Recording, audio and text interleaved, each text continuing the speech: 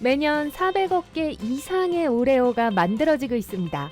공장에서 만드는 것 중 세계에서 가장 인기 있는 쿠키죠. 오레오라는 글자를 둘러싼 기하학적 무늬에는 유럽판 기준을 상징하는 나비스코 로고가 들어있습니다. 1952년 윌리엄 터니어는 오늘날 우리가 먹고 있는 이 초콜릿 쿠키의 디자인을 만들었습니다. 무선 기술 때문에 헤드폰 잭은 과거의 것이 될 수 있을지도 몰라요. 하지만 잭을 보면 플러그에 여러 고리가 있는 것을 알 수 있을 거예요. 고리가 한 개라면 하나의 소리만 나온다는 뜻이며 두 개는 왼쪽과 오른쪽 귀에 모두 들리는 스테레오 사운드라는 뜻이고 세 개는 스테레오 사운드에 마이크도 내장되어 있다는 뜻입니다. 프루트 루푸스의 상징인 주황색, 빨간색, 보라색, 노란색, 연두색 고리는 안에 깊은 비밀이 숨겨져 있습니다. 각각 다른 맛을 내는 건 아니에요. 모든 시리얼은 같은 과일 맛이 모두 혼합되어 있습니다. 색은 그저 시각적 효과를 위한 거예요. 델의 로고에서 이는 기울어져 있습니다. 창립자인 마이클 델이 자신의 기술에 세상이 모두 귀를 기울이기를 바래서 이렇게 된 것이라고 해요. 나침반은 자석을 이용해 자기 북극을 가리키지만 사실 전혀 북극을 가리키는 것은 아닙니다. 나침반의 북극은 북쪽과 남쪽이 서로 끌어당기면서 북쪽을 가리키게 되는 건데요. 지구의 남자 기극은 지리적으로 북쪽에 있고 북극은 지리적으로 남쪽에 있습니다. 헷갈리죠? 계란을 깨고 나면 가끔 작은 붉은 반점이 보일 때가 있는데요. 걱정하실 필요 없어요. 이 피는 알을 낳던 암탉의 혈관이 작게 파열되며 생기는 겁니다. 먹어도 안전하지만 원한다면 얼룩을 제거하실 수 있어요. 달걀 맛에는 영향을 안 줄 거예요. 다행이네요. 케찹은 중국어, 말레이어, 인도네시아어 등 많은 문화권에서 유래한 단어입니다. 원래는 젓갈이라는 뜻이에요. 영어에서는 케첩 또한 허용되는 철자법인데요. K를 쓰는 게 더 흔한 표기 방법이죠. 에어비앤비의 로고는 구부러진 클립처럼 보이지만 그런 뜻이 아니에요. 소속이라는 뜻의 belonging에서 이름을 딴 로고 벨로에는 그 이상의 의미가 있어요. 사람의 머리와 위치기호, 사랑을 위한 심장이 함께 모여 에어비앤비의 상징인 A이자 동반성의 상징이 된 거예요. 카르민이라고 하는 E120 또는 적색 45 천연 식용색소는 작은 딱정벌레로 만든 것입니다. 케이크나 사탕, 심지어 음료수까지 색을 입히는 데 사용됐죠. 반짝이는 사탕도 벌레를 활용한 거예요. 이번에는 인도산 암컷 온나무벌레예요. 이 딱정벌레는 나무에서 긁어낸 물질을 남기는데요. 이걸 껍질로 건조시키면 반짝거리게 변하죠. 모질라의 파이어폭스 로고에서 지구를 감싸고 있는 건 여우가 아니라 레서판다예요. 파이어폭스라는 이름은 중국어 이름을 영어로 번역한 거죠. 도로의 맨홀 뚜껑은 안전상의 이유로 둥근 모양을 하고 있습니다. 고대 로마와 같은 과거의 문명에서는 맨홀이 네모난 모양의 돌판이었어요.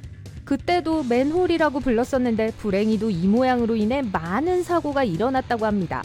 제대로 놓지 않으면 사각형 뚜껑이 네모난 구멍에 대각선으로 떨어져 버릴 수 있었거든요. 아야! 모양을 둥글게 만들면 이 문제는 해결됩니다. 둥근 뚜껑에는 각이 없기 때문에 안으로 떨어지지 않죠. 토마토는 엄밀히 말하면 야채가 아니라 과일입니다. 바나나 나무는 야자수나 나무와는 전혀 관련이 없습니다. 바나나는 허브예요. 나무처럼 줄기를 만들지 않기 때문에 허브로 여겨지죠. 줄기 대신 레몬그라스나 사촌인 생강처럼 다육성 줄기를 만듭니다. 베리의 일종이라고도 할 수 있겠죠. 금문교는 지금과 같은 주황빛 빨간색으로 칠할 계획이 아니었습니다.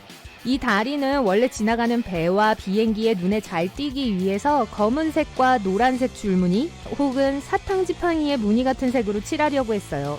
특히 샌프란시스코에는 안개가 자주 끼니까요. 그러나 강철에 녹이 슬지 않게 하기 위해 주황색 프라이머를 칠했을 때 건축가는 이 국제적인 오렌지 색상을 마음에 들어했고 그 색은 그대로 남게 되었어요. 키보드 뒤에 달린 다리는 손목을 더 잘 놓을 수 있도록 인체공학적으로 고안된 게 아니에요. 이 다리를 너무 오래 세워두면 손목에 무리가 갈 수 있고 타자 속도도 느려질 수 있습니다. 이 다리는 타자를 칠 줄 모를 때 글자와 숫자를 더 잘 보이게 해주는 역할을 해요. 고추의 색깔은 맛이나 매운 정도를 전혀 드러내지 않습니다. 고추가 작을수록 더 매울 거예요. 매운맛은 씨앗에서 나오는 것이 아니라 씨앗을 감싸고 있는 하얀 막에서 나오는 거고요. 토블론 로고의 산속에는 뒷다리로 서 있는 곰의 모습이 숨겨져 있습니다. 목동을 잡아먹기 위해서죠. 이건 농담이에요. 이건 곰이 베른의 상징적인 동물이기 때문인데요. 이곳은 스위스에서 가장 큰 도시 중 하나이며 창립자가 이 삼각형 초콜릿을 만들어낸 곳이죠. 토블로는 또한 창립자의 성 토블러와 꿀과 아몬드로 만드는 누가를 뜻하는 이탈리아어 토론을 합친 것입니다. 컵라면 아래의 공간은 이동 시 면을 보호하기 위한 것입니다. 이 기술을 중간 완충 장치라고 하는데요. 스티로폼 컵에서 보호가 더 잘 되기도 하고 면을 더 빨리 부드럽게 고르게 만들어줍니다. 볼펜 마개의 구멍에 목적이 없다고 생각하셨을지도 모르겠지만 거기에도 목적이 있어요. 바로 환기 장치 역할을 합니다. 잉크가 더 원활하게 나올 수 있게 도움을 주죠. 펜 내부와 외부에 균일한 기압이 생성되어 잉크가 촉에 쉽게 유압될 수 있게 해주는 거예요. 사이클계에서 가장 유명한 로고 중 하나는 그 안에 숨겨진 비밀을 가지고 있습니다. 뚜르드 프랑스의 로고에는 O, U, R을 합치면 자전거 선수가 됩니다. 주유소 노즐 상단에 있는 금속 받침대는 사고에 대비해서 독특한 디자인을 갖추고 있습니다. 어떤 덜렁이가 실수로 노즐이 여전히 기름구에 꽂혀 있다는 걸 깜빡하고 출발한다면 자석 받침대가 분리되어 주유 펌프의 어떤 부분도 손상되지 않습니다. 웬디스 로고는 크리에이터 데이브 토마스의 딸을 보고 디자인된 거예요.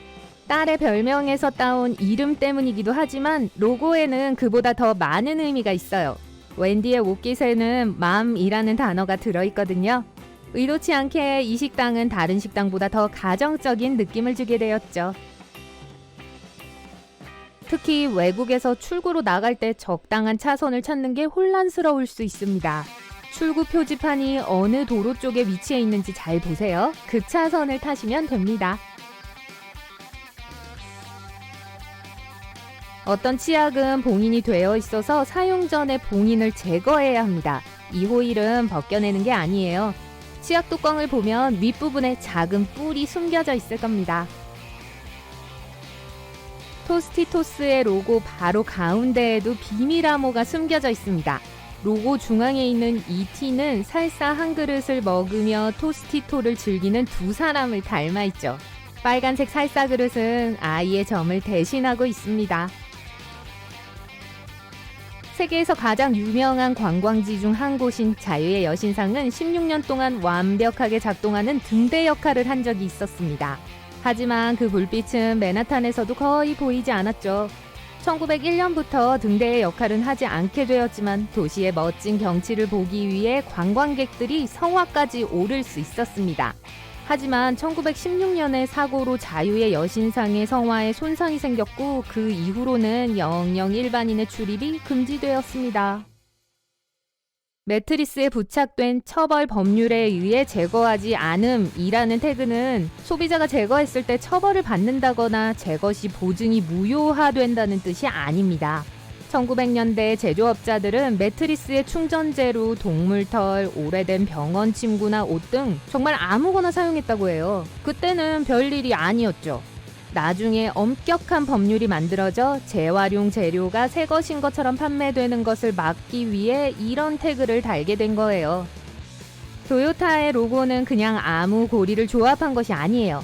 겹쳐있는 세 개의 타원은 고객과 토요타의 마음을 하나로 합치겠다는 뜻입니다. 캘리포니아 롤의 재료는 김, 밥, 오이, 아보카도, 맛살입니다. 하지만 맛살은 게살이 전혀 아니에요. 맛살은 가짜 게살입니다. 게 대신 흰살 생선과 설탕을 섞어서 만든 거예요. 그런 다음 이 혼합물을 가열하고 눌러 모양을 만듭니다. 비츠의 로고는 빨간색 원 안에 소문자 B가 들어가 있는 모양이죠. 원은 인간의 머리를 나타내며 B는 헤드폰을 뜻합니다. 차창 가장자리에 있는 작은 점은 프리츠라고 합니다. 이 프리츠는 제조 과정에서 앞유리에 검은색 에나멜 칠을 하면서 들어가는데요. 자외선을 차단하고 금속과 유리 사이로 온도가 고르게 퍼지는 걸 도와줍니다. 유니레버 로고 안에는 24개의 기호가 숨겨져 있습니다. 세어볼까요? 태양, 비둘기, 식물, 불꽃, 고추, 숟가락, 그릇, 꽃, 아이스크림, 손, 머리카락, 입술, 소용돌이, 물고기, 옷, 벌, 입자, 포장지, 변형, 파도, DNA, 야자수, 심장, 아마도 선순환을 상징하는 기호까지. 이 회사가 믿고 생산하는 모든 것을 나타내고 있죠. DNA요? 실핀은 평평한 부분이 아니라 지그재그 부분이 두피 위로 가도록 고안되었습니다. 모발과 두피를 더 잘 잡아주어 핀을 더 오래 고정할 수 있다고 해요. 이 핀은 영어로 바비핀이라고 하는데 바비라는 런던 경찰의 별명을 따서 지어졌다고 해요. 아니에요. 이것도 제가 지어낸 겁니다. 다양한 종류의 치즈에 구멍이 있는 데는 이유가 있어요. 예를 들어 스위스 치즈는 이산화탄소를 생성하는 특수 박테리아로 만들어져요. 이산화탄소가 배출되면 풍선껌처럼 부풀어 치즈눈이라고도 하는 작은 분화구가 생겨요. 그런 다음 치즈는 식지만 구멍은 그대로 유지돼요. 매년 400억 개 이상의 오레오가 만들어져요. 세계에서 가장 인기 있는 제조 쿠키죠. 이 쿠키에 찍힌 기하학적인 디자인은 유럽 품질의 상징인 나비스코 로고가 오레오라는 단어로 둘러싸고 있어요. 윌리엄 터니어는 1952년에 오늘날 우리가 볼 수 있는 초콜릿 쿠키 디자인을 만들었어요. 재사용 가능한 병을 사용한다면 가끔 냄새가 난다는 것을 알고 있을 거예요. 일반 물에만 사용하더라도 여전히 냄새가 날 수 있어요. 하지만 냄새가 나는 것은 물 때문이 아니라 물 속의 미생물 때문이에요. 병에 담긴 물을 마시면 침과 땀의 입자가 그 안에 남아있어요. 그러한 박테리아가 물병에 쌓이기 시작하면서 냄새를 유발하는 거예요. 따라서 재사용 가능한 물병을 선택했다면 박테리아가 쌓이는 것을 방지하기 위해 매일 세척하세요. 세척 후에는 완전히 말려서 다시 사용하세요. 청바지뿐만 아니라 경찰관 제복도 파란색이에요. 최초의 공식 경찰관은 19세기 런던에서 등장했어요. 군인들이 이미 착용하고 있던 빨간색과 흰색 제복과 대비를 이루기 위해 파란색 제복을 입게 됐어요. 그로부터 20년 후 미국에서 경찰 제복이 채택되었고 경찰도 그 패턴을 따랐어요. 오늘날에도 제복은 여전히 파란색이에요. 좋은 색상으로 입증됐기 때문이죠. 어두운 시간에는 잘 보이지 않고 경찰관이 눈에 띄지 않은 채로 사물들과 사람들을 관찰할 수 있어요. 또한 얼룩은 어두운 소재에선 잘 보이지 않아요. 그리고 경찰관이 파란색 옷을 입는다는 건 누구나 알고 있고 색으로 그들을 알아볼 수 있는데 굳이 바꿀 필요가 있을까요? 아기 당근은 작고 일반 당근과 달리 젖어 있어요. 인간 아기와 다르지 않죠? 아기 당근은 특별한 종류의 당근이 아니라 일반 당근의 겉부분과 껍질을 잘라낸 다음 예쁘게 보이도록 다듬어 만든 당근이에요. 문제는 수분을 유지하지 못한다는 거예요. 일반 당근은 수분을 가두는 층이 있기 때문에 내부에 약간의 수분이 남아있어요. 잘게 다져진 아기 당근은 쉽게 건조해질 수 있죠. 그래서 보통 물이 약간 들어있는 봉지에 담아 판매해요. 청바지에는 처음부터 금속 리벳이 있었어요. 최초의 청바지를 만든 제이콥 데이비스는 바지가 찢어지기 쉬운 부위인 지퍼 앞 천이나 주머니에 구리 리벳을 추가해서 청바지를 더 튼튼하게 만들었어요. 오늘날 구리 리벳은 청바지 특유의 전통적 상징으로 장식적인 목적이 더 강해요. 청바지의 또 다른 특별한 점은 별다른 용도가 없어 보이는 작은 주머니예요. 지금은 그럴지도 모르죠. 하지만 수년 전 많은 카우보이들이 청바지를 입던 시절엔 회중 시계를 넣기 위해 주머니가 특별히 만들어졌었어요. 또한 당시 청바지에는 시계 주머니인 작은 주머니와 앞쪽에 큰 주머니 2개, 뒷면에 주머니 1개 등 총 4개의 주머니만 있었어요. 자동차 헤드레스트는 편안함을 위한 것이고 탈착식인 건 안전을 위한 것이에요.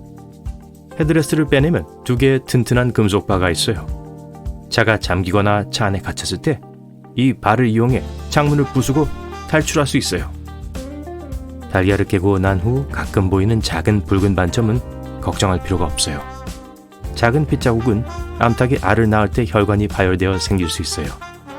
이러한 핏자국이 있는 달걀은 먹어도 안전하지만 원한다면 그 핏자국을 제거할 수 있어요. 계란의 맛에는 영향을 미치지 않아요. 안심이 되네요. 산 모양의 토블론 로고 안에 곰이 뒷다리로 서 있는 이미지가 숨어 있어요. 요들러를 먹어치우려는 참일까요? 아니에요. 토블론 창립자가 이 삼각형 초콜릿을 개발한 곳인 스위스 최대 도시 중 하나, 베른의 상징이 바로 곰이기 때문이죠.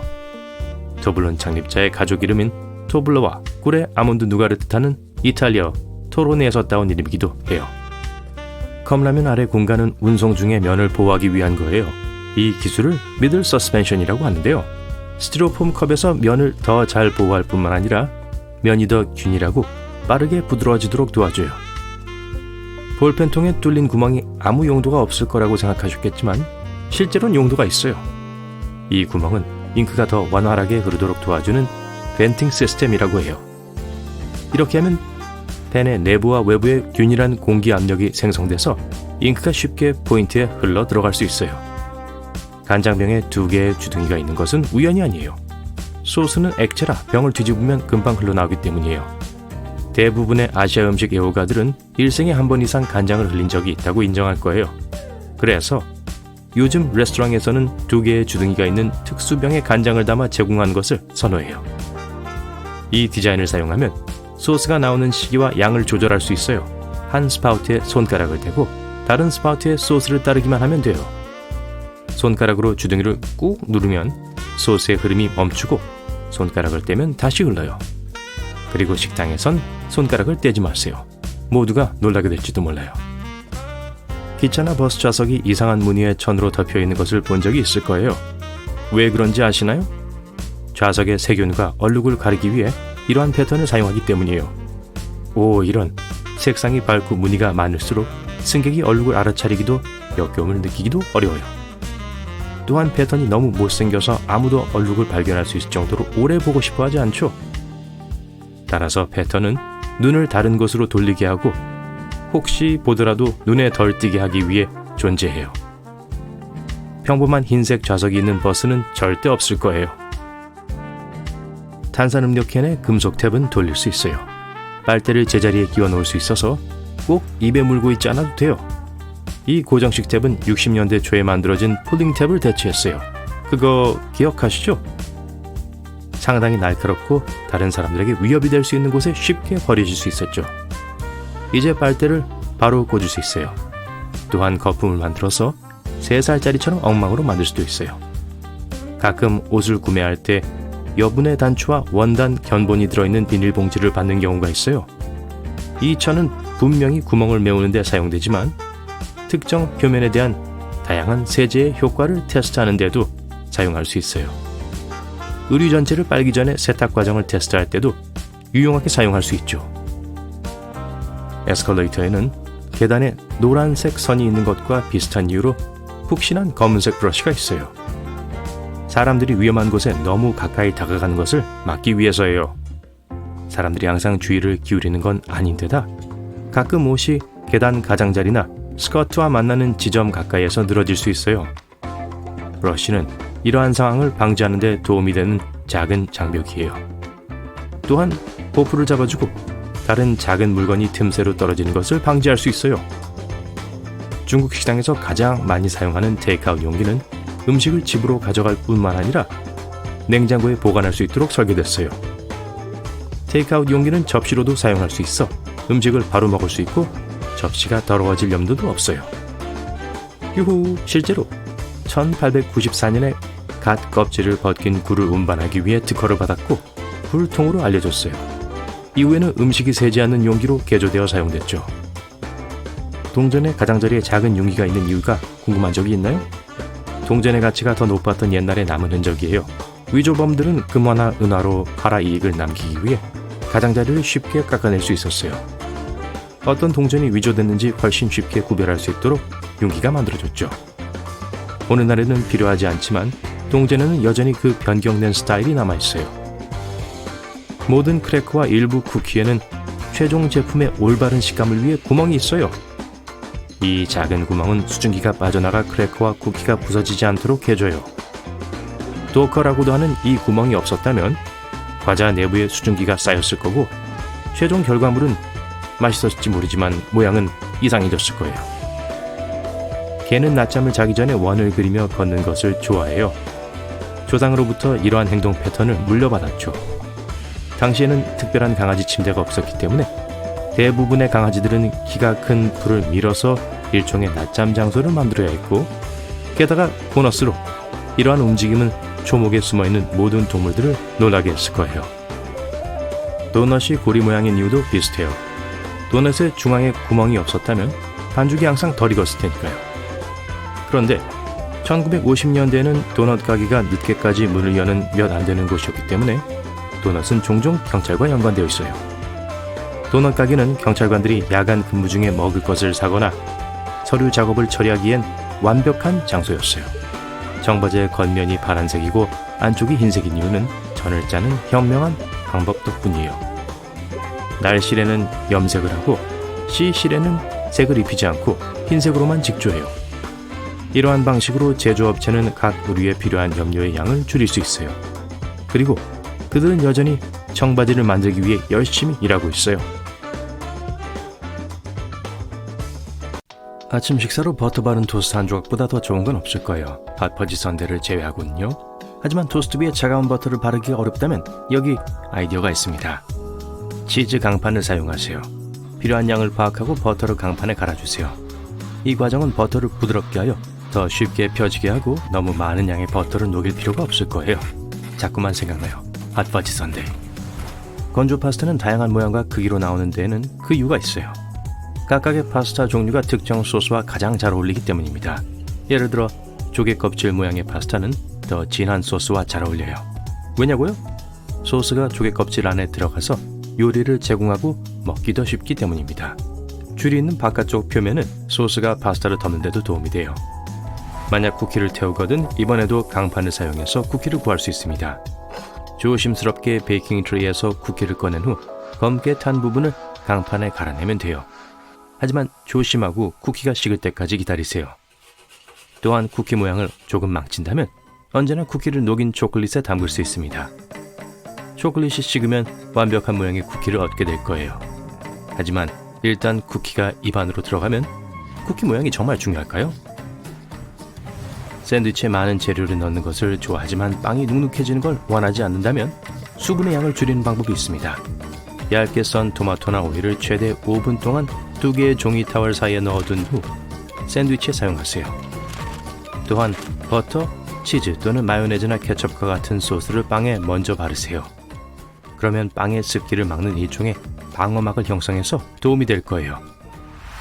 어떤 사람들은 계란 노른자 근처에 있는 작은 하얀 끈이 요리하기 전에 제거돼야 한다고 생각합니다.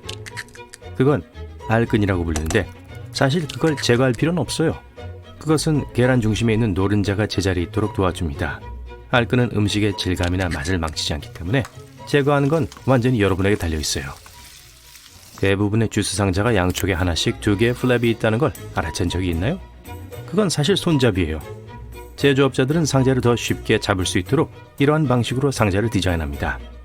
그러면 상자를 짜서 주스가 밖으로 쏟아지도록 하지 않을 수 있어요. 제빵 전문가가 아니라도 요리법에 백설탕과 흑설탕을 둘 다 사용할 수 있다는 걸 알고 있을 거예요. 하지만 이 두 설탕의 차이점이 무엇인지 궁금해 본 적이 있나요? 유일한 차이점은 생산하는 동안 흑설탕의 소량의 당밀이 첨가된다는 겁니다. 당밀은 기본적으로 사탕수수를 가공할 때 얻는 일종의 시럽이에요. 보통 정제 과정에서 제거됩니다. 백설탕은 그렇게 만들어져요. 하지만 최종 제품에 약간의 당밀이 남아있다면 특정한 맛과 더 어두운 색을 가진 흑설탕을 얻게 됩니다. 좋은 거예요. 식기세척기에는 식기 외에도 세척할 수 있는 것들이 많이 있어요. 예를 들어 실리콘 오븐 장갑이나 오븐이나 스토브와 같은 주방 가전제품의 손잡이와 같은 것을 청소할 수 있습니다. 일부 주방 스펀지와 재사용 가능한 수건도 식기세척기에 넣어 세탁해도 안전해요. 주방 청소용품 얘기가 나와서 말인데요. 주방 세제로 할 수 있는 게 많습니다. 야외 가구를 닦는 일 같은 거요. 따뜻한 물에 주방 세제를 조금 넣고 그 용액을 사용하여 천으로 야외 가구를 닦아내세요. 마지막으로 정원 호스를 사용하여 깨끗하게 헹구세요. 옷에 묻은 기름 얼룩을 없애기 위해 주방 세제를 사용할 수 있습니다. 파스타 소스든 샐러드 드레싱이든요. 음식을 흘릴 때가 있잖아요.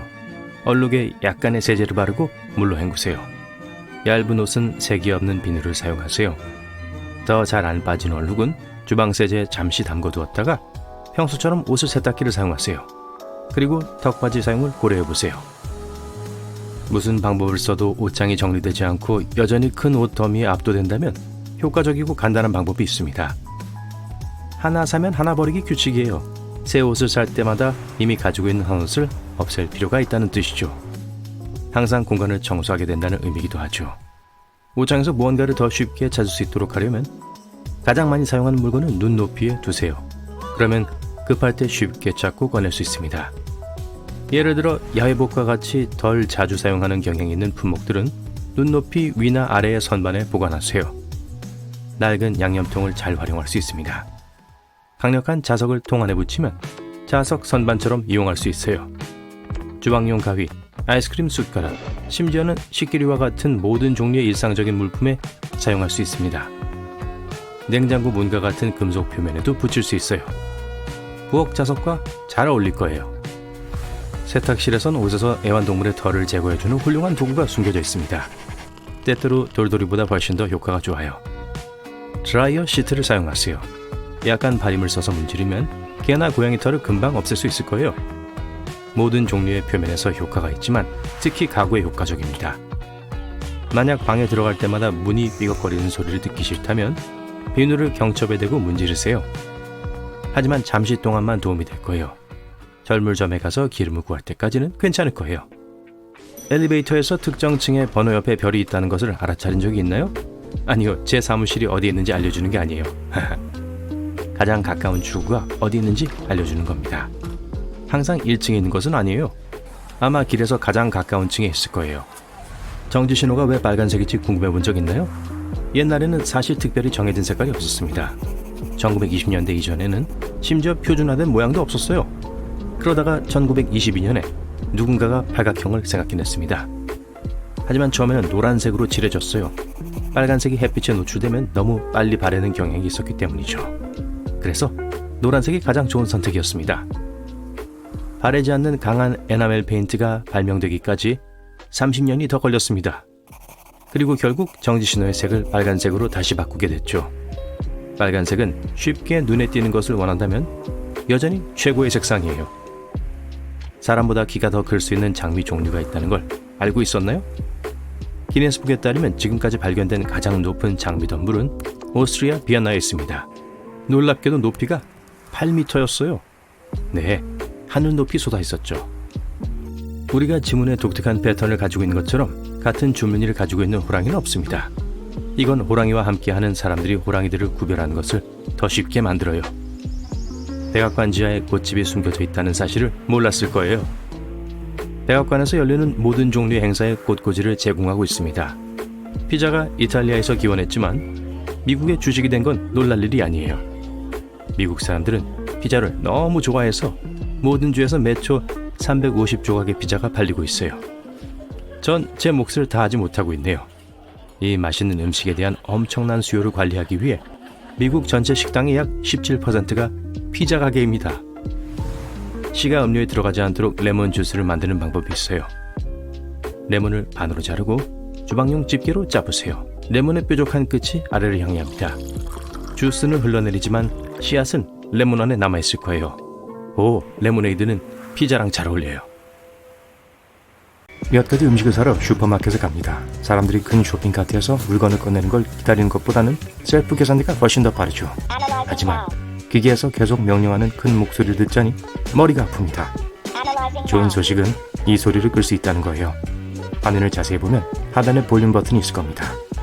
손가락으로 예의 바르지만 성가신 목소리를 완전히 재워보세요. 그러나 모든 기계에 이러한 숨겨진 옵션이 있는 건 아니에요. 그래도 하지만 확실히 확인해 볼 만하죠. 보통 해바라기 CU병에는 이런 이상한 뚜껑이 있습니다. 대부분의 사람들은 맨 위층 전체를 제거하고 버리죠. 하지만 사실 더 좋은 방법이 있어요. 그 뚜껑을 안쪽으로 뒤집어 병목 방향으로 넣어보세요. 훌륭한 디스펜서가 될 겁니다. 그리고 샐러드에 여러분이 넣으려던 것보다 더 많은 기름을 쏟게 되지 않을 거예요. 친구들과 야외에서 소풍을 계획하고 있나요? 클래식한 피크닉 바구니는 잊어버리세요. 우리 모두 틀렸습니다. 바구니가 아니라 양동이를 챙기세요. 네, 소풍 물건은 여러 양동이에 담는 것이 훨씬 좋습니다. 이렇게 하면 무게가 모든 사람에게 균등히 배분되니까요. 그리고 자리를 잡을 만한 곳을 찾아서 모든 물건을 꺼냈다면 양동이를 뒤집어서 의자로 사용하세요. 음식을 다 먹었으면 양동이를 쌓아서 집으로 돌아가는 길에 공간을 절약할 수 있어요. 토스트가 타는데 집게가 없다고요? 똑같이 생긴 포크 2개를 같이 잡고 고무줄로 단단히 고정하세요. 짠! 집게가 만들어졌습니다. 누텔라 뚜껑 밑에 있는 이 이중 바닥이 무엇에 쓰이는지 궁금하셨던 적이 있으신가요? 알 수 있는 방법은 딱 한 가지요. 여기 새 누텔라 병이 있습니다. 흰 동그라미를 제거하고 포일을 벗기면 서프라이즈! 금박 뚜껑을 자를 작은 칼이 있을 겁니다. 이제 손으로 긁지 않아도 여러분의 길티 플레저에 닿을 수 있는 방법을 알게 되셨군요. 누텔라를 다 먹고 나서 병을 버리지 마세요. 촛불 홀더나 조명으로 바꿀 수 있습니다. 병을 잘 닫고 취향대로 색깔을 칠하고 장식이나 글씨를 더해주세요. 장식용 끈을 항아리목에 붙여주세요. 항아리 안에 초나 조명을 넣어보세요. 이게 누텔라 항아리였을 거라곤 아무도 짐작하지 못할 겁니다. 우리끼리의 비밀로 지자고요. 치즈 크래커의 가장자리가 왜 오돌도돌한지 궁금하셨나요? 이 가장자리로 치즈와 오이, 햄 등 부드러운 음식을 안전하게 자를 수 있어요. 크래커를 작은 피자 커터칼처럼 굴리면서 잘 눌러주시면 돼요. 이제 모든 재료가 크래커에 완벽하게 맞죠? 그럼 맛있게 드세요. 결코 사용하지 않지만 버리긴 좀 망설여지는 낡은 베이킹 트레이가 있으신가요? 좋은 소식입니다. 트레이를 재활용해서 그림이나 사진을 넣을 멋진 액자를 만들 수 있습니다. 2가지 방법이 있습니다. 트레이 표면의 기름기를 제거하고 그림을 바닥에 이 경우 프레임이 앞으로 나옵니다. 가장자리를 숨기려면 트레이를 거꾸로 뒤집을 수도 있어요. 이제 이 트레이를 벽에 걸거나 선반에 놓으세요. 그리고 프레임에 메탈 페인트를 사용해 적절한 색을 자유롭게 입혀보세요. 낡은 도마는 근사한 거울 프레임이 될 수 있습니다. 양면 테이프를 사용하여 사이즈가 맞는 거울을 도마 표면에 붙여주세요. 거울이 단단히 접착되었는지 확인해주세요. 그리고 이제 도마의 손잡이를 사용하여 벽에 걸 수 있고 캐비닛에 올려놓거나 벽에 기대둘 수도 있습니다. 이 DIY를 시작하기도 전에 도마를 씻고 말리는 것 잊지 마세요. 거울에서 비린내가 나는 걸 원치 않으실 테니까요. 도마로 활용하는 또 다른 멋진 방법은 전선을 정리하는 데 쓰는 거예요. 오래된 나무 도마에 조명선 몇 개를 감아두고 벽장에 넣어보세요. 그럼 다음 연휴 때 전선 정리를 하느라 고생할 필요가 없겠죠. 여러분이 긴급 청소가 필요할 때 헤어드라이어로 훌륭한 미니 청소기를 만들 수 있습니다. 먼저 페트병을 자르고 잘 말리세요. 헤어드라이어 뒤에 천을 덧대고 드라이어의 뒷부분을 자른 페트병에 끼워줍니다. 다음에 찰흙을 사용하여 헤어드라이어를 병에 고정하고 전원을 켜면 지저분한 것들을 지울 수 있을 거예요. 실내 식물을 매달 때 옛날 스타일의 가스레인지 그릴을 활용할 수 있어요. 먼저 나사나 못으로 벽에 그릴을 부착합니다. 이제 화분이나 조명선 혹은 다른 장식품을 걸어둘 준비가 끝났네요. 가스레인지 그릴의 색상이 인테리어와 맞지 않으면 스프레이 페인트를 사용하여 언제든지 수정할 수 있습니다. 인테리어를 장식해줄 아름다운 패널을 젓가락이나 나무 아이스크림 막대로도 만들 수 있습니다. 가장자리를 접착제로 붙여 틀을 만들어주세요. 혹은 막대기로 여러분의 이름이나 원하는 다양한 단어들을 조합할 수 있습니다. 그런 다음 틀에 조명을 감아주시고 장식을 즐기시면 됩니다. 주름이 생긴 주방용 호일을 버리지 마세요. 여러분의 하루를 반짝이게 만들어줄 수 있거든요. 호일을 공으로 구겨서 유리, 거울 프레임, 심지어 책 위에 묻히면 실내가 즉시 더 근사해질 거예요. 가위나 칼이 묻어졌다고요? 알루미늄 호일을 공 모양으로 구겨주세요. 그리고 가위의 모서리를 호일 바로 위에서 갈아주세요. 다림질 속도를 높이시려면 다림판 아래에 은박 조각을 놓고 덮개를 다시 씌워주세요. 은박이 열을 반사해서 다리미가 더 뜨거워질 것이고 훨씬 더 빨리 주름을 펼 수 있을 거예요. 만약 주얼리를 정리하느라 골치가 아프고 가끔 좋아하는 걸 잃어버리기까지 한다면 스펀지로 활용하실 수 있습니다. 몇 군데 칼집을 내고 이 칼집 안에 반짝이는 친구들을 넣어주세요. 스펀지 안에 단단히 자리를 잡고 빠지거나 섞이지 않을 거예요. 또한 스펀지를 사용하여 주얼리 정리함을 만들 수도 있습니다. 귀여운 상자를 찾아서 스펀지를 자르고 상자 안에 넣어주세요. 접착제나 테이프를 사용하여 상자에 스펀지를 부착하고 새로운 보석 상자를 즐기시면 됩니다. 속에 초콜릿을 채운 딸기를 집에서 쉽게 만들 수 있습니다. 플라스틱 주사기에 초콜릿 페이스를 채우고 딸기 잎을 제거한 후 심지가 있었던 곳에 주사기를 꽂아주세요. 그리고 딸기 안에 초콜릿을 넣어주시면 됩니다. 에클레어를 굽거나 사과에 초콜릿을 넣거나 팬케이크에 초콜릿 메모를 남겨 친구를 놀라게 할 때도 같은 방법을 사용할 수 있어요. 금속 클립이 달린 나무 바지거리는 커튼을 매거나 사진을 찍을 때 편리합니다. 만약 커튼을 달아야 하는데 특별한 고리가 없다면 여러 개의 바지거리에 커튼을 고정한 다음 커튼봉에 바지거리를 걸어주세요. 다 마신 차의 틴 케이스에는 작은 물건을 넣어서 부엌에서 작은 선반처럼 쓸 수 있어요. 케이스에 양면 테이프를 붙이고 캐비닛 상단 모서리에 붙여주세요. 여러분이 미술 탐정이라고 상상해보세요. 여러분의 임무는 세계의 가장 유명한 그림 뒤에 숨은 미스터리를 참고하는 거예요. 다빈치, 미켈란젤로, 피카소의 작품들 말이에요. 이제 여행이 시작될 테니 얼른 돋보기를 드세요. 우선 목록의 첫 번째는 로마예요. 맛있는 파스타를 먹은 후 여러분은 세계에서 가장 유명한 전장에 있는 시스티나 예배당으로 향해요. 오, 그리고 미켈란젤로가 누워서 프레스코화를 그렸다는 말도 있잖아요. 이건 그냥 신화예요. 사실 그 화가는 서서 그릴 수 있는 복잡한 플랫폼 시스템을 만들었었어요. 여러분은 아담의 창조를 보고 있어요. 가운데 있는 저 프레스코화요. 이 걸작품의 작가인 이탈리 예술가 미켈란젤로는 인체 해부학에 대한 연구로 널리 알려져 있어요. 미술 전문가들은 이 그림의 오른쪽 부분은 확대된 뇌를 해부학적으로 정확하게 묘사한 것이라고 주장해요. 이를 입증하기 위해 뇌와 예술 작품을 겹쳐봅시다. 일치하는 것 같네요. 손의 시신경, 뇌와 숫자가 모두 거기에 있어요. 심지어 떠다니는 녹색 스카프도 척추 동맥과 일치하는 걸로 보여요. 어떤 연구자들은 그게 미켈란젤로의 지식과 지혜를 묘사하는 방식이었다고 생각하지만 여러분의 생각을 정하기 위해선 심사숙고해봐야 해요. 다음으로 가볼게요. 기차를 타고 피렌체에 도착해요. 잠시 젤라또를 빨리 먹고 나서 아카데미아 갤러리로 곧장 갑니다. 안에 예술계에서 가장 유명한 조각품 중 하나가 여러분을 기다리고 있어요. 미켈란젤로의 다비드상이에요. 다비드는 5m 높이의 멋진 조각상이에요. 약 3년 동안 조각되었죠. 이걸 둘러싼 미스터리는 이 동상의 진짜 표정을 알아내는 거예요. 아래에서 보면 그 얼굴이 고요하고 평화롭다고 생각될 거예요. 하지만 미술사학자들은 이 작품이 아주 잘못 이해되고 있다고 주장해요. 분명 그의 몸은 아주 다른 이야기를 숨기고 있거든요. 자세히 보면 미간이 찌푸려져 있고 팔에 핏줄이 튀어나오고 있다는 걸 알 수 있을 거예요. 자, 그렇게 느긋해 보이진 않죠?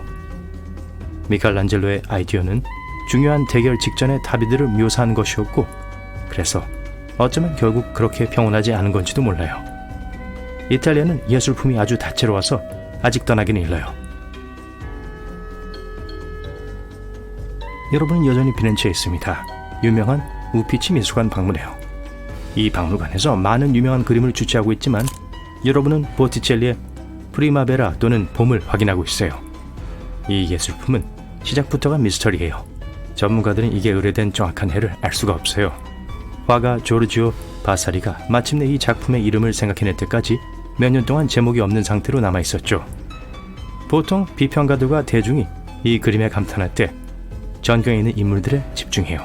하지만 이 경우에 실질적인 작품은 보티첼리가 거의 동일한 정밀도로 46종 이상의 다른 식물종을 그렸다는 데 있어요.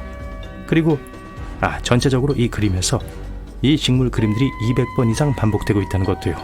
너무 놀랍죠? 지금까지 인상 깊은 작품들을 많이 찾아봤네요. 계속할 준비가 되셨나요? 비행기를 타고 파리에 도착합니다. 빛과 베레모 그리고 유명한 모나리자의 도시죠. 루브르 박물관을 지나 레오나르도 다빈치의 걸작인 라 조콘다로 가요. 이 예술작품에 대한 많은 이론들이 있는데 여러분은 그중 몇 가지를 탐구해요. 모나리자가 다빈치 자신의 자화상일 수도 있다는 강력한 주장이 제기됐어요. 역사학자들은 다빈치의 얼굴과 모나리자의 얼굴을 철저히 비교했어요. 그런데 어땠는지 아세요? 놀라울 정도로 비슷해 보였어요. 미소 이론도 있어요. 치과 의사이자 미술 전문가인 조셉 바르토프스키가 모나리자의 미소 뒤에 숨은 비밀을 발견했다고 주장해요. 그는 모나리자의 팽팽한 표정은 앞니가 없는 사람의 전형적인 징후라고 해요. 그런 것일지도 모르겠네요. 또 2010년에 이탈리아 문화유산위원회는 그림 안에 숨은 상징들의 모음을 발견했어요. 이것들은 고도로 기술적인 확대경을 통해서만 볼 수 있지만 레오나르도가 모나리자의 오른쪽 눈 안에 LV를 새겨 넣었다는 걸 보여주었어요. 전문가들은 이게 다빈치의 서명일 거라고 추측해요. 하지만 왼쪽 눈에 있는 CE와 배경 다리의 아치 부분에 있는 7E 같은 다른 상징들은 여전히 아주 미스터리해요. 휴, 이번 건은 광범위하게 조사하셨군요. 물론 방문이 끝날 때 모나리자의 눈이 정말로 여러분을 따라다니는지 시험해보는 것도 기억하세요. 이제 여러분은 암스테르담 국립미술관을 보러 암스테르담으로 향해요. 미스터리한 이야기를 숨기고 있는 독특한 렘브란트 그림을 보러 왔어요. 야경은 렘브란트의 가장 유명한 그림 중 하나이지만 전문가들은 이 그림의 제목과 내용이 일치하지 않는다고 주장해요. 좀 더 자세히 살펴봅시다. 이 그림은 임무를 시작할 준비가 된 한 무리의 사람들을 묘사하고 있어요. 렘브란트의 기술은 빛과 그늘의 대비를 강조하는 명암법이라고 불려요. 1947년까지 미술 비평가들은 화가가 밤 풍경을 묘사하고 있다고 믿었어요. 하지만 그림에서 두꺼운 먼지층을 치우자 그 장면은 햇빛이 왼쪽 위에서 흘러내리는 대낮에 일어나고 있었다는 게 분명해졌어요. 이제 제목을 주경으로 바꾸기엔 너무 늦었죠. 암스테르담에 있는 동안 반 고흐의 예술품만 취급하는 박물관을 발견하게 돼요. 여러분은 반 고흐가 불과 10년이라는 인상적인 기간 동안 900개 이상의 작품을 그렸다는 거 알고 있었나요? 어쨌든 반 고흐 박물관은 여러분이 인생에서 볼 수 있는 가장 많은 노란색 해바라기 그림 컬렉션을 주최하고 있어요. 사실 거의 반 고흐의 모든 그림은 노란색 음영이 지배적인 게 특징이에요. 그의 예술의 이러한 특수성은 반 고흐가 세상을 어떻게 보았는지에 대한 결과일 수도 있어요. 일부 미술 전문가들은 반 고흐의 치료법 중 하나가 그의 색 인식을 바꾸었고 그로 인해 주변에 더 많은 노란색을 보게 되었을 거라고 추측했어요. 좋아요? 그럼 이 여행이 점점 더 좋아지고 있네요. 여러분 목록의 다음 목적지는 영국이에요. 그리고 나서 내셔널 갤러리로 갈게요. 여러분은 얀 반 에이크의 그림인 아르놀피니의 초상화를 보면서 몇 시간을 보내고도 특이한 걸 보지 못할지도 몰라요. 전경에서 한 커플이 손을 잡고 대중을 응시하고 있어요. 하지만 벽에 있는 거울을 확대하면 방에 두 사람이 더 있는 걸 볼 수 있을 거예요. 미술 전문가들은 이 그림 속의 남자 인물이 거울에 비친 이 두 사람을 맞이하기 위해 손을 들고 있고 그 인물 중 하나가 반 에이크 본인이라고 해요. 이 화가가 남긴 워터마크는 그것뿐만이 아니에요. 거울 위에 여러분은 그의 화려한 사인을 볼 수 있을 거예요. 얀 반 에이크가 여기 있었다. 1434. 그리고 자기 미술에 몰래 숨어 들어가려는 사람들에 대해 말하자면 유명한 이탈리아 르네상스 화가인 카라바조는 자신의 유명한 그림 중 하나에 작은 이스터에그를 남겨뒀어요. 바커스의 말이죠. 이건 좀 찾기 어려워요. 그림의 왼쪽 아래 구석에 있는 반쯤 채워진 항아리에는 액체 속에 화가 자신의 작은 자화상이 숨어 있어요. 그림을 선명하게 보기 위해선 정교한 기술이나 최소한 아주 효율적인 돋보기 렌즈의 도움이 필요해요. 하지만 거기엔 손에 붓을 든 남성이 있어요. 즉 카라바조가요. 재밌는 사실, 이 작은 자화상은 그림이 완성된 지 300년이 지난 1922년에 처음 발견되었어요. 보존 상태가 좋지 않아서 잊혔었죠. 여행을 마치기 위해 여러분은 해외로 대서양을 가로질러 시카고까지 날아가요. 시카고 현대미술관의 거대한 소장품들 중에 파블로 피카소의 유명한 그림이 있어요. 기타 치는 눈먼 노인 말이에요. 이 그림도 비밀이 너무 꽁꽁 숨어 있어서 엑스레이 기계와 아주 멋진 기술의 도움이 필요해요. 하지만 그렇게 할 만한 가치가 있어요. 그 판독 결과는 피카소가 다른 미완성의 그림 위에 기타 치는 눈먼 노인을 그렸다는 걸 보여줘요. 피카소가 작품을 한창 그리다 포기한 반쯤 그린 여성 인물의 윤곽과 모양을 똑똑히 볼 수 있어요. 그 시대에 떠오르는 예술가들은 캔버 스쿨버스를 자세히 보면 순수한 노란색이 아니라 레몬빛의 노란색과 오렌지의 혼합이란 걸 알게 될 거예요.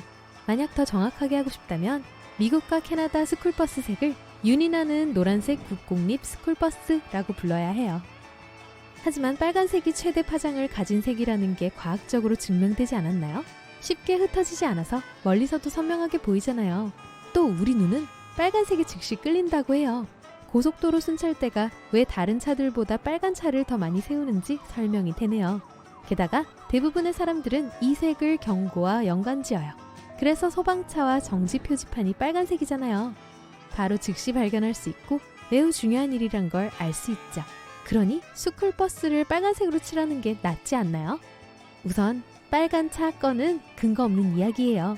사실 흰색 차가 제일 많이 세워지는데 이유는 단지 흰색 차량이 더 많기 때문이에요. 다시 버스 이야기를 할게요.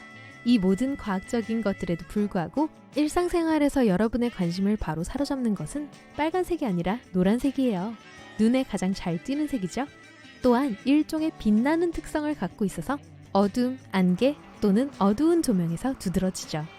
많은 스쿨버스들이 아침 일찍 학생들을 태웁니다. 계절에 따라 이 시간에도 밖은 종종 꽤 어두워요. 그러니 노란색 페인트를 사용하는 게 이해가 돼요. 그리고 노란색 바탕에 검은색 글씨체는 완벽한 색상 조합이에요.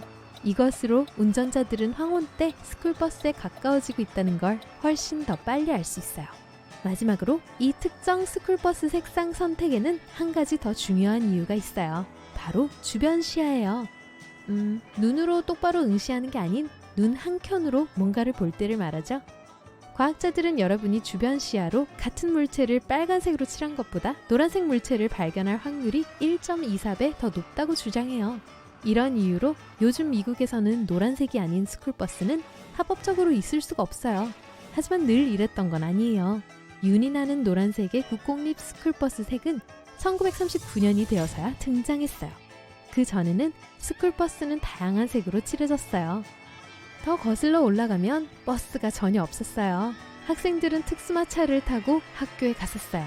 소위 스쿨버스라고 불리는 최초의 버스는 1827년 런던에서 등장했고 25명을 태울 수 있었죠. 다시 1939년으로 돌아와서 새롭게 인정된 버스 색상이 있는데 국공립 스쿨버스 크롬색으로 불렸죠. 하지만 이 크롬색에는 심각한 문제가 있었어요. 색소에 납이 함유되어 있었죠. 납은 지금도 여전히 사람들에게 굉장히 위험해요. 그래서 곧 오늘날 제조사들이 사용하는 페인트로 대체되었죠. 노란 스쿨버스에 있는 저 검은 줄무늬에도 목적이 있어요. 사실 다소 얇은 벽을 보호하기 위해 버스의 옆면과 뒷면을 따라 놓인 철제 레일이에요. 충돌할 경우 대부분의 충격을 흡수하죠. 이 럼레일은 또한 전략적으로 중요한 지점에 배치되어 있어요. 가장 낮은 레일은 바닥 높이에 있어요. 가운데는 좌석의 바닥과 맞춰져 있어요. 그리고 맨 위에 있는 것은 좌석의 맨 위나 창문의 맨 아래와 일치하죠. 많은 공항의 게이트 구역에는 카펫이 깔려 있습니다. 이러한 배려는 보통 낮은 천장, 편안한 좌석, 기분 좋고 자연 조명 등 10가지 다른 혜택과 함께 제공되죠. 이 모든 것이 공항 입장에서는 더 많은 비용이 들고 카펫은 단단한 바닥만큼 청소하기가 쉽지 않지만 이런 시설은 비행기를 기다리는 승객들에게 아늑한 느낌을 주고 더 편안하게 해줍니다. 하지만 이것은 단지 공항의 호의적인 제스처가 아니에요. 한 조사에 따르면 편안한 승객은 상점을 둘러보고 라운지 구역이나 면세 구역에서 실제로 무언가를 구매할 가능성이 약 7에서 10% 더 높다고 해요. 그래서 승객들의 편안함에 투자함으로써 공항은 실제로 소득을 늘리는 거죠. 여러분이 비행기에 탑승하고 있는 동안 짐이 어떻게 되는지 알고 싶다면 간단히 말해서 공항 직원들은 일단 짐이 자신의 영역을 떠나면 알지도 못하고 신경도 쓰지 않습니다. 수화물은 자동으로 분리돼요. 스캐너가 바코드를 스캔하고 목적지에 따라 수화물을 분류해요. 공항 수화물 담당자의 3가지 주요 업무는 체크인 구역에서 게이트로 짐을 옮기는 것, 연결될 때 게이트에서 게이트로 옮기는 것, 그리고 공항에서 수화물 찾는 곳으로 짐을 옮기는 것입니다. 그게 전부예요. 그래서 짐이 충분히 빨리 이동하지 않으면 연결 항공편이 늦을 수 있어요. 정반대로 출입국 관리에서 시간이 지체되면 가방은 여러분이 도착하기 전에 목적지에 도착해요. 만약 다른 목적지가 표시된 오래된 스티커를 떼어내지 않으면 또 다른 문제가 발생할 수 있습니다. 이 경우 스캐너가 짐을 엉뚱한 곳으로 보낼 수 있어요. 대부분의 공항은 승객을 위한 음식이 준비되는 거대한 부엌을 갖추고 있습니다. 이 주방에서는 보통 여러 항공사의 음식을 한꺼번에 요리해요. 그리고 기내식은 약 6시간에서 10시간 전에 요리되어야 하기 때문에 이 주방은 24시간 내내 가동해야 합니다. 그리고 놀랍게 들릴지 모르지만 기내식 메뉴는 이미 1년 전에 개발되어 모든 재료가 비용을 증가시킬 수 있기 때문에 대부분의 항공사에서 일반적인 관행이에요. 실제로 한 항공사는 비행기에서 제공하는 모든 샐러드에서 올리브 한 개만 제거한 것만으로 약 4천만 원을 절약할 수 있었어요. 때때로 승객들은 특별한 기계에 넣기 전에 헝겊 조각에 손을 비벼달라는 요청을 받습니다. 좀 무섭게 보일 수도 있지만 실제로는 무해예요. 원자화기라고 불리는 기계에 의해 검사를 받는 거예요. 근무가 시작되기 전에 직원들은 위험한 화학물질의 샘플을 기계에 넣습니다. 이 기계는 이 냄새를 기억하고 사람의 손에서 해당 화학물질 냄새가 날 경우 공항 직원에게 경고해요. 보안 검색대에서 기내 반입이 금지된 물건을 가지고 있다는 걸 알게 되는 경우가 있을 수 있어요. 하지만 걱정 마세요. 비행 전 검사에서 압수한 모든 물품은 3개월 동안 공항에 보관될 수 있어요. 게다가 국내 어느 주소로 붙일 수 있는 기회가 있을 수도 있어요. 보안 검색에서 뺏기고 청구되지 않은 물건은 특별 경매에서 판매되어 전 세계로 배송됩니다. 비행 간격이 길다면 가장 가까운 호텔에 가서 쉬는 것이 가장 저렴한 방법이 아닐 수도 있어요. 훨씬 더 좋은 방법이 있어요. 공항이나 항공사가 VIP 라운지 존 24시간 출입증을 판매하는지 확인하세요. 대부분의 경우 거기서 무료 간식과 음식을 즐길 수 있고 휴식을 위해 무료 샤워실과 방을 매우 저렴한 가격에 이용할 수 있어요. 여러 터미널에 있는 공항에서는 대부분의 사람들이 모르는 터미널 연결 지하 통로를 검색하세요. 예를 들어 독일의 프랑크푸르트 공항에는 제1터미널과 제2터미널 사이에 보행 터널이 있는데 이 터널은 승객들이 단순히 그 존재를 알지 못하기 때문에 직원들이 주로 사용합니다. 탑승 수속을 마친 후 처음 60분 동안을 골든아워라고 부릅니다. 승객들이 통계적으로 공항의 소매 및 면세 구역에서 더 많은 돈을 소비하는 시간이죠. 그리고 상점 바로 앞에 가장 편안한 자리를 둔 것은 여러분을 쇼핑에 끌어들이기 위한 교묘한 속임수예요. 편안한 의자에 앉아 화려한 간판이나 지연대를 보는 것은 유혹적이고 바로 이게 공항이 원하는 거예요. 만약 항공편이 초과 예약되어 지정된 시간에 비행기를 탈 수 없다면 보상의 의미로 제공된 상품권을 무조건 덥석받지 마세요. 보통 항공사들은 비행기 좌석을 양보할 충분한 지원자들이 나타날 때까지 보상금 금액을 계속 올립니다. 만약 그렇게 하지 않고 억지로 밀려났다면 대신 현금 환불을 요구할 수 있어요. 항공권 가격과 지연 시간에 따라 약 150만 원까지 받을 수도 있습니다. 대부분의 공항에는 프로파일러라고 불리는 특정 전문가가 있어요. 이 사람들은 관찰 기술에 의한 승객 선별이라는 테크닉을 훈련받아요. 의심스러운 사람을 탐지하기 위해 얼굴 표정, 몸짓, 행동을 주의 깊게 분석하죠. 그들의 임무는 불안감을 나타내는 비언어적인 징후를 알아차리는 거예요. 예를 들어 입술을 핥고 긁적이고 주변을 많이 둘러보는 것 같은 행동이죠. 프로파일러가 어떤 사람이 수상한 방식으로 행동한 것을 발견하면 검사를 요청하고 그 사람에 대해 더 알아보기 위해 대화를 할 수 있어요. 프로파일러는 메인홀과 여권 검사 구역에서 일합니다. 그들이 묻는 전형적인 질문은 방문 목적이 무엇입니까? 예요. 그러고 나서 이 질문에 대한 그 사람의 반응을 확인합니다. 승객이 아무리 말을 아끼더라도 만약 무언가를 숨기고 있다면 그 사람의 행동에서 보이는 아주 작은 단서 덕분에 알게 될 거예요. 여러분의 짐은 비행기에 오르기 전에 5가지 보안 단계를 통과하는데 내용물을 스캔하는 것 이외에도 위험한 화학물질 냄새를 맡을 수 있는 특별한 개에 의한 검사가 포함됩니다. 개의 코가 인간의 코보다 훨씬 강하다는 것은 잘 알려진 사실이에요. 사실 개는 사람보다 냄새를 10,000배에서 10만 배 더 잘 구별합니다. 보안을 위해 개의 이런 뛰어난 능력을 활용하고 의심스러운 물질을 탐지하기 위해서 정기적으로 탐지견을 사용하는 것은 놀랄 일이 아니죠. 정말 멋진 사실은 탐지견과 일반 개를 구분할 수도 없다는 거예요. 경찰견과 달리 공항에서 일하는 개들은 사람들을 겁주거나 위협하도록 훈련되지 않았어요. 가장 인기 있는 탐지견 품종은 골든 리트리버, 레브라도 리트리버, 저먼 쇼테어 포인터입니다. 특별히 지정된 장소에서 휴대폰을 충전하는 것은 편리해 보일 수도 있지만 실제로는 안전하지 않아요. 충전 코드로만 연결할 수 있게 된 충전기를 사용하면 여러분도 모르는 사이에 전화기에 악성 프로그램이 설치될 수 있어요. 휴대폰이나 태블릿을 안전하게 충전하는 유일한 방법은 전기 소켓을 찾아 충전기와 함께 사용하는 것이에요. 무료 공항 와이파이도 마찬가지예요. 공항이 자주 인증을 요구하는 것 이외에도 보호되지 않은 와이파이 핫스팟을 사용하는 동안 다른 사용자가 데이터에 쉽게 접근할 수 있어요.